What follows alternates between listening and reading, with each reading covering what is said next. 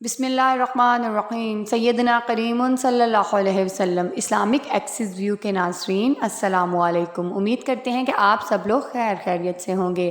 آج ہم آپ کے لیے دجال کے بارے میں معلومات لے کر آئے ہیں۔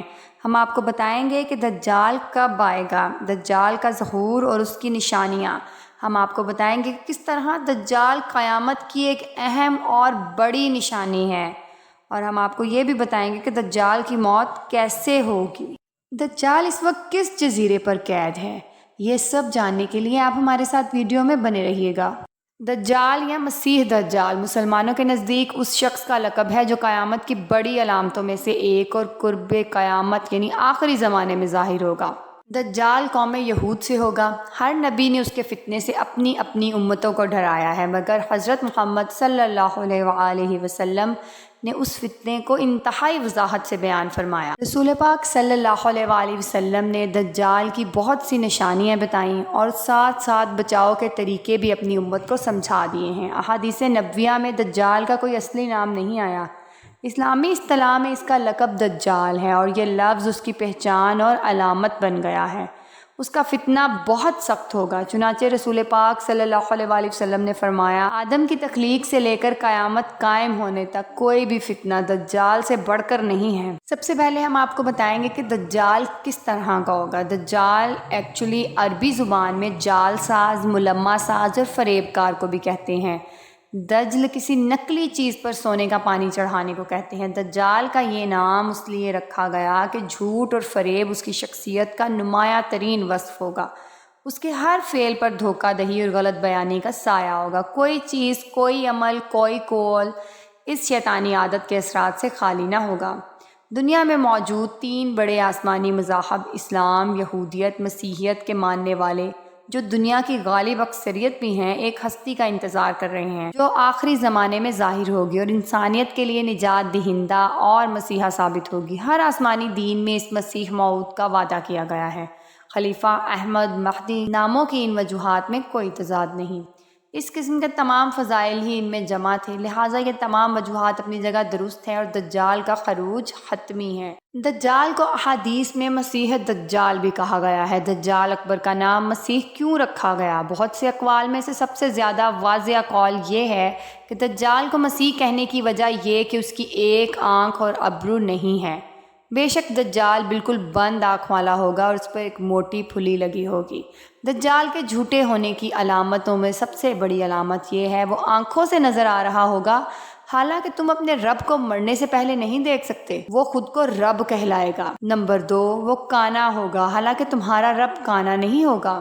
نمبر 3، اس کی دونوں آنکھوں کے درمیان کافر لکھا ہوگا، جو ہر مومن پڑھ لے گا، خواہ وہ لکھنا پڑھنا جانتا ہو یا نہ جانتا ہو۔ رسول مقبول صلی اللہ علیہ وآلہ وسلم نے خواب میں دیکھا کہ وہ خانہ کعبہ کا طواف کر رہے ہیں کہ اس دوران انہیں دجال دکھایا گیا۔ آپ صلی اللہ علیہ وآلہ وسلم نے فرمایا، وہ بھاری بھرکم جسم، سرخ رنگت، گھنگریالے بال اور ایک آنکھ سے نابینا ہے۔ اس کی آنکھ لٹکے ہوئے انگور کے دانے جیسی ہے۔ اب ہم آپ سے ظہور دجال کے متعلق احادیث شیئر کرتے ہیں۔ ظہور دجال کے متعلق 4 احادیث ملتی ہیں۔ نمبر 1، وہ شام اور عراق کے درمیان ایک راستے پر نمودار ہوگا۔ نمبر 2، خوض کرمان، خراسان کی طرف کے علاقے میں۔ نمبر 3، خراسان۔ نمبر 4، اصفہان کے مقام یہودیہ۔ تاہم احادیث کی روشنی میں کسی خاص جگہ کو دجال کے ظہور کے لیے مختص نہیں کیا گیا، جیسے ماہ رمضان کی شب قدر کی رات کا خاص تعین نہیں کیا گیا۔ البتہ احادیث کی روشنی میں 4 مقامات میں بظاہر تضاد معلوم ہونے کی صورت میں اس کی تطبیق الکتاب تحفۃ العلماء میں یوں بیان کی گئی ہے، دجال کا خروج سب سے پہلے شام اور عراق کے درمیان کی گھاٹی سے ہوگا، مگر اس وقت اس کی شہرت نہ ہوگی۔ اس کے اعوان و انصار یعنی مددگار یہودیہ گاؤں میں سے اس کے منتظر ہوں گے۔ وہ وہاں جائے گا اور ان کو ساتھ لے کر پہلا پڑاؤ خوض و کرمان میں کرے گا، پھر مسلمانوں کے خلاف اس کا خروج خراسان سے ہوگا۔ دجال کے برپا کردہ فساد کے بارے میں اگر آپ لوگ جاننا چاہتے ہیں تو ہم آپ کے ساتھ شیئر کرتے ہیں کہ دجال اپنے ظہور کے بعد ہر طرف فتنہ و فساد برپا کر دے گا۔ اس کے برپا کردہ فساد کی شدت کا اندازہ حدیث کی روشنی میں واضح ہوتا ہے۔ پس مسلمان شام کے جبل دخان کی طرف بھاگ جائیں گے اور دجال وہاں آ کر ان کا محاصرہ کر لے گا۔ یہ محاصرہ بہت سخت ہوگا اور ان کو بہت سخت مشقت میں ڈال دے گا۔ پھر فجر کے وقت عیسیٰ ابن مریم نازل ہوں گے۔ وہ مسلمانوں سے کہیں گے اس خبیث کذاب کی طرف نکلنے سے تمہارے لیے کیا چیز مانی ہے؟ مسلمان کہیں گے یہ شخص جن ہے، لہٰذا اس کا مقابلہ مشکل ہے۔ شارحین حدیث کا کہنا ہے کہ دجال کی شعبدہ بازی کو دیکھ کر شاید بعض مسلمانوں کو اس کے جن ہونے کا گمان ہو، یا ممکن ہے مسلمان یہ بات بطور تشبیہ کے کہیں کہ اس کی حرکتیں اور ایذا رسانیاں جنات کی طرح لگتی ہیں۔ دجال اپنے آپ کو سب سے پہلے نبی کہے گا، پھر خدائی کا دعویٰ کرے گا، اپنے پیدا کرتے زبردست شکوک و شبہات میں انسانیت کو پھنساتا چلا جائے گا، پھر اپنے آپ کو دجال نہیں بلکہ خدا کہے گا۔ نبی اکرم صلی اللہ علیہ وآلہ وسلم نے فرمایا جو دجال کی خبر سن لے وہ اس سے دور رہے۔ اللہ کی قسم آدمی اپنے آپ کو مومن سمجھ کر اس کے پاس آئے گا اور پھر اس کے پیدا کردہ شبہات میں اس کی پیروی کرے گا۔ دجال اکیلا نہیں ہوگا بلکہ اس کے ساتھ اس کے ساتھی بھی ہوں گے، یعنی یہ ایک عالمگیر فتنہ ہوگا۔ نبی اکرم صلی اللہ علیہ وآلہ وسلم کا ارشاد ہے کہ دجال کے پیروکاروں کی اکثریت یہودی اور عورتیں ہوں گی۔ دجال کے ساتھ اصفہان کے 70,000 یہودی ہوں گے جو ایرانی چادریں اوڑے ہوئے ہوں گے۔ یہود کے ہاں مسیح کو آل داؤد میں سے مانا جاتا ہے۔ حقیقتاً یہودی جس مسیح کا انتظار کر رہے ہیں وہ وہی دجال ہوگا۔ اللہ رب العزت نے دجال کو غیر معمولی صلاحیتوں سے نوازا ہوگا، تاہم وہ اس کا استعمال برائی اور شر پھیلانے میں کرے گا۔ دجال کی طاقتوں کا اندازہ ذیل میں موجود احادیث سے ملتا ہے۔ اس کے پاس آگ اور پانی ہوں گے، جو آگ نظر آئے گی وہ ٹھنڈا پانی ہوگا اور جو پانی نظر آئے گا وہ آگ ہوگی۔ اس دجال کے پاس روٹیوں کا پہاڑ اور پانی کا دریا ہوگا، مطلب یہ کہ اس کے پاس پانی اور غذا وافر مقدار میں ہوں گے۔ نبی صلی اللہ علیہ وآلہ وسلم نے فرمایا ان باتوں کے لیے وہ نہایت حقیر ہے، لیکن اللہ اسے اس کی اجازت دے گا تاکہ لوگوں کو آزمایا جا سکے، اور وہ اللہ پر یقین رکھتے ہیں یا دجال پر۔ اور پھر دجال اپنے ساتھ ایک دریا اور آگ لے کر آئے گا، جو اس کی آگ میں پڑے گا اس کو یقیناً اس کا صلہ ملے گا اور اس کا بوجھ کم کر دیا جائے گا، لیکن جو اس کے دریا میں اترے گا اس کا بوجھ برقرار رہے گا اور اس کا صلہ اس سے چھین لیا جائے گا۔ ہم نے پوچھا یا رسول اللہ صلی اللہ علیہ وآلہ وسلم وہ اس زمین پر کتنی تیزی سے چلے گا؟ آپ صلی اللہ علیہ وآلہ وسلم نے فرمایا جس طرح ہوا بادلوں کو اڑا لے جاتی ہے۔ وہ دجال ایک گدھے پر سوار ہوگا، اس گدھے کے کانوں کے درمیان 40 ہاتھوں کا فاصلہ ہوگا۔ اللہ تعالیٰ اس کے ساتھ شیاطین کو بھیجے گا جو لوگوں کے ساتھ باتیں کریں گے۔ وہ ایک بدو سے کہے گا اگر میں تمہارے باپ اور ماں کو تمہارے لیے دوبارہ زندہ کروں تو کیا تم وہ کرو گے جو میں کہوں گا؟ کیا تم شہادت دو گے کہ میں تمہارا خدا ہوں؟ بدو کہے گا ہاں۔ چنانچہ 2 شیاطین اس بدو کے ماں اور باپ کے روپ میں اس کے سامنے آ جائیں گے اور کہیں گے ہمارے بیٹے اس کا حکم مانو، یہ تمہارا خدا ہے۔